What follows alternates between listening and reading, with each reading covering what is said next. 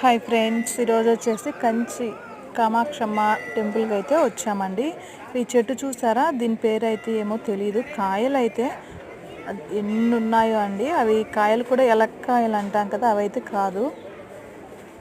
చూసారా గుత్తులు గుత్తులుగా ఎన్ని ఉన్నాయో, చాలా బాగుంది. ఇది వచ్చేసి అక్కడ మొత్తం టెంపుల్ అండి. మెయిన్ టెంపుల్లో అయితే వీడియో లేదు కాబట్టి ఆ వీడియో అనేది తీయలేదు.